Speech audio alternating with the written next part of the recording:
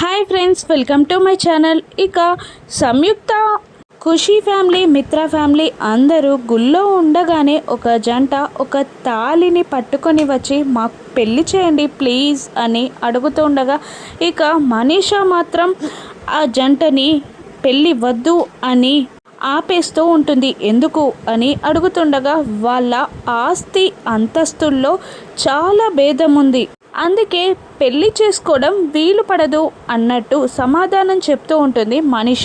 ఇక వెంటనే సంయుక్త, అంటే వీళ్ళు పెళ్లి చేసుకుంటే మునుముందు ఇబ్బందుల పాలవుతారు అంటున్నావా అని అనగా, అవును నిజమే, నేను చెప్పేది అంతే అని మనీష అనగా, నీకెలా తెలుసు అని సంయుక్త అడుగుతుంటుంది. ఎందుకు తెలియదు, నాకు ఖచ్చితంగా తెలుసు. వివేక్ లేడా, వివేక్ జానుని ఎంతలా ప్రేమించాడు, కానీ దేవయాని ఆంటీ మాట విని ప్రాణం కన్నా ఎక్కువగా ప్రేమించిన జానుని వదిలేసి ఇప్పుడు ఖుషిని పెళ్లి చేసుకోవట్లేదా అని అంటూ ఉండగా, ఇక వివేక్ జానుని ప్రేమించాడని తెలుసుకున్న ఖుషి ఫ్యామిలీ షాక్ అవుతూ ఉంటుంది. దేవయాని మనీషాని ఆపమన్నట్టు మనీషా అని అంటూ చెయ్యి లాగుతున్నా కూడా మనీష మాట వినదు.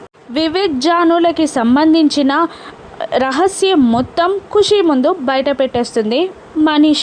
ఇక దాంతో సంయుక్త, అదే లక్ష్మి మనీషాను చూస్తూ, ఇది కదా నాకు కావాల్సింది, ఇప్పుడు వాళ్ళకి తెలియాల్సిన నిజం నువ్వే నీ అంతటా చెప్పావే అని లక్ష్మి మనసులో సంబరపడుకుంటూ ఉంటుంది. ఇక నిజం తెలిసిన ఖుషి ఈ పెళ్ళిని వద్దు అనుకుంటుందా? జాను వివేక్ల పెళ్ళి జరగనుందా? దేవి అని మనీషాని ఏం అననుంది? రాను ఎపిసోడ్స్లో చూద్దాం. Thank you for watching.